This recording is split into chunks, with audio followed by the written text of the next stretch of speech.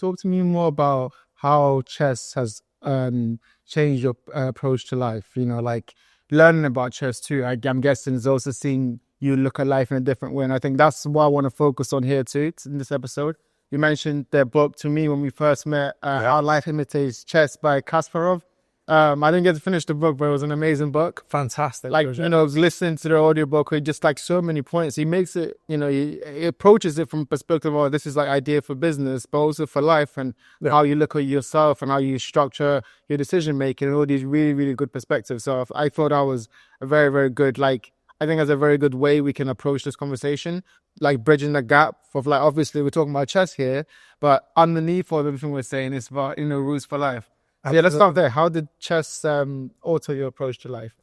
Well, I'll go into how I studied chess because I think that's a very important factor to consider. Absolutely. A lot of people think, oh, well, chess is just studying.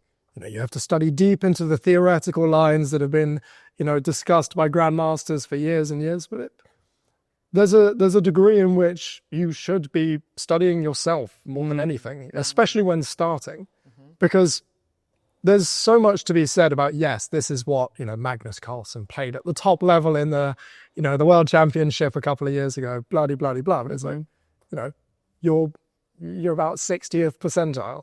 Well, why are you studying the top of the top when you're making simple mistakes and leaving your queen to be taken, right? You're giving up your material. So what I'm trying to say is that I studied off myself and not just studying my game, seeing, oh, this is my mistake on the board, but instead I studied my mental state, my mental awareness of why I made these mistakes. And so it's less about, okay, this move was great, this move was bad, right? It's about, why did I decide to make this move? Why was this move the one that I decided to do in this position? Was it out of fear? Was it out of, you know, miscalculation? Was it out of any emotion, whatever it may be? And so you come up with this structure instead of studying just the best of the best and studying, you know, not that that's an inherently bad thing, but you should be studying yourself through this. And the way that I took that was I saw what my pitfalls were.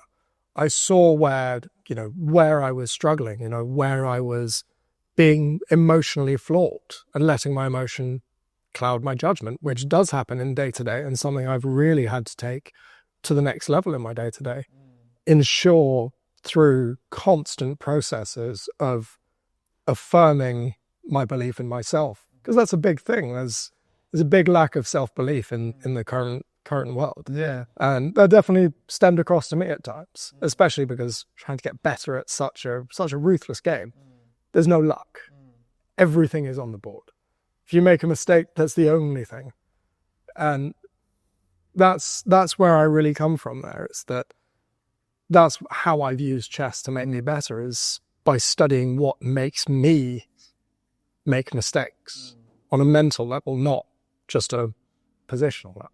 Dig more into that for me, because I think that's a fascinating point you just made about how chess would reflect how through chess you can understand more about your personality and how sometimes the way you play chess is a reflection of your personality. So let's start there. What do you think you found about yourself personality-wise through chess? Did you see that you were more of a defensive player or an offensive player, or more of like a player who thinks so many steps ahead? What did you discover by yourself in that sphere? Absolutely.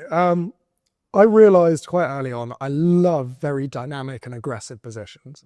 It's very much of what I enjoy about the game of chess. I think that there's such beauty in an incredible attack, and, you know, the way that you can conduct an overwhelming power, I think is fascinating. And one big thing I encountered very early on was, if my attack didn't work, then I would almost consider my game over. And it was this defeatist mentality that immediately I strangled. I immediately cut that out. But it was something I realized that wasn't just in my chess. You know, if I gave something a go, and really didn't grasp it as well as maybe I would expect myself to, because we all have an acceptance of ourselves being relatively intelligent or capable in anything. And it definitely comes with a lot of people who expect a lot of themselves. If you don't do well just off the bat, you might just quit. You might just leave it. Mm-hmm. And I realized very quickly, just through playing chess, that was something I could not do. You know, just in life, not over the board, because I mean, as well over the board, but just because it goes wrong, or just because it doesn't go exactly how you plan it out, doesn't mean that the game doesn't continue, right? And it's exactly the same with life. Just because something slightly goes out of the way that you planned it, doesn't mean that your whole thing is over. Doesn't mean that your whole campaign is over.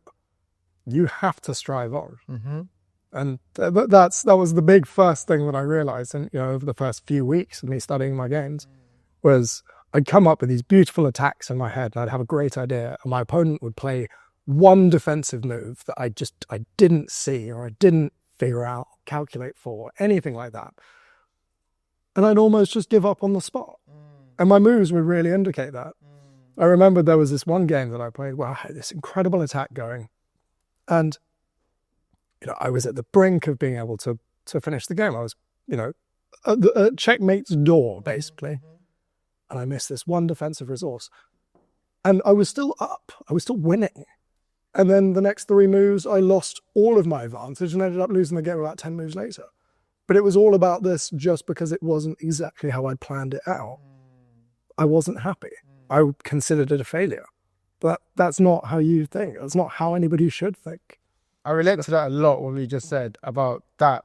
Because I do feel like there are a lot of times with me, when it comes to both chess and in life too, that I have this idea in my mind that I'm going to do something. And I think this is what I realized too when I play with friends. Like, I wanted to actually, I'm going to have my strategy in my mind. I do disregard the other person. And so if my strategy doesn't go right, I'm like, wait, what's good? Like, I start to look back and be like, wait, no, actually, let me fix my strategy. Like, I think there's an aspect of good mentality to that, in life. Just be, focus on yourself and keep going. But there's a lack of awareness of your surroundings and the bigger picture and the top view picture that I like both in chess and in real life too. So I think realizing that in chess, and I think that's so fascinating about that, realizing that in chess means that you try to fix those problems, in your game, but also it means that you can be aware of it in your life and then fix those problems. And I think I can see, obviously, the fact that now you're pushing forward on so many different fronts shows that you've been able to understand that, and shows that you now putting steps in actually to improve that. Well, I appreciate that. There was one thing that Kasparov said in his book that I found really quite eye-opening, which was, in chess, there's no such thing as skipping a move. You can't just allow your opponent a move. You have to move. Inaction is impossible. However, as a human, inaction is more than possible. We have over 1,000 different ways each day. It's almost encouraged to do nothing. Yes. And it's the people who make the effort to make progress in the nothing to do phase, as Kasparov puts it, whether in life or in chess, that really separates the good from the great. And when I read that for the first time, it really struck me. And I went quite introspective and thought, what am I doing with my nothing to do phase? Am I sitting on my phone scrolling on Instagram, TikTok, YouTube, or am I trying to make something of myself? I one shot at this. And that's where it really stemmed from. After I read that book, I was in a world of shock, because I love philosophy, but that really was a great link for me to just burst into action, basically. And that's where all of my recent successes, I guess you could say, have come, is off the back of the idea that inaction is so easy. Be the person who makes effort to improve their position. Absolutely. I completely agree with that. Okay, so we've talked a lot about the overview of chess. Now I want to go into, we have a board in front of us, we've not even touched it. So let's do that. We start with me with explaining some of the rules and definitions for me quickly, because a lot of people will be watching chess and will hear all these terms, opening, middle game, end game. And I think they don't know what that means. They just know, they kind of can guess. But what does opening mean? What does middle game mean? What does end game mean? Sure.